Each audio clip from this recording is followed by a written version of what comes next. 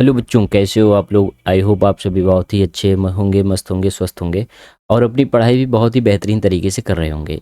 इस वीडियो में हम क्लास 10th मैथ सब्जेक्ट का प्रश्नावली 10.1 जो कि वृत्त है, इसे हम देखने वाले हैं। पहला प्रश्न कह रहा है कि एक वृत्त की कितनी स्पर्श रेखाएं हो सकती हैं। किसी वृत्त की परिधि पर स्थित प्रत्येक बिंदु से एक स्पर्श रेखा खींची जा सकती है। क्योंकि वृत्त की परिधि पर बिंदुओं की संख्या असंख्य है, अतः एक वृत्त की असंख्य स्पर्श रेखाएं संभव हैं। तो ये देखो, वृत्त है तुम्हारे सामने। ये वृत्त जो है तमाम बिंदुओं से मिलकर बना हुआ है। छोटे छोटे बिंदु मिलकर इस वृत्त का निर्माण किए हैं। एक स्पर्शी रेखा किसी एक ही बिंदु से होकर जा सकती है। वृत्त के किसी एक ही बिंदु को छूती है, तो वही चीज। तो जितने बिंदु हैं, हर बिंदु पर आप एक स्पर्शी रेखा खींच सकते हो। हर बिंदु पर एक स्पर्शी रेखा खींच सकते हो। तो वृत्त पर असंख्य बिंदु मिलेंगे आपको, तो असंख्य स्पर्श रेखाएं खींचेंगी। अगला क्वेश्चन देखते हैं, इसी का दूसरा पार्ट, क्वेश्चन नंबर 2। देखो ये क्या कह रहा है कि इसमें रिक्त स्थान आपको फिल करना है। रिक्त स्थानों की पूर्ति कीजिए। किसी वृत्त की स्पर्श रेखा उसे बिंदु पर प्रतिच्छेद करती है।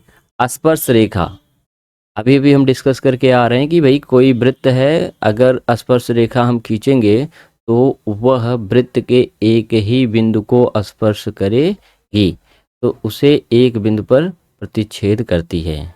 एक बिंदु पर प्रतिच्छेद करती है। दूसरा है, वृत्त को दो बिंदुओं पर प्रतिच्छेद करने वाली रेखा को क्या कहते हैं। दो बिंदु पर प्रतिच्छेद करेगा, है ना। इस तरीके से दो बिंदुओं पर प्रतिच्छेद अगर कर रहा है तो इसको हम कहते हैं छेदक रेखा। क्या कहेंगे भाई? छेदक रेखा। तीसरा कह रहा है कि एक वृत्त की समांतर स्पर्श रेखाएं हो सकती हैं। एक वृत्त में कितने समांतर स्पर्शी रेखाएं हो सकती हैं।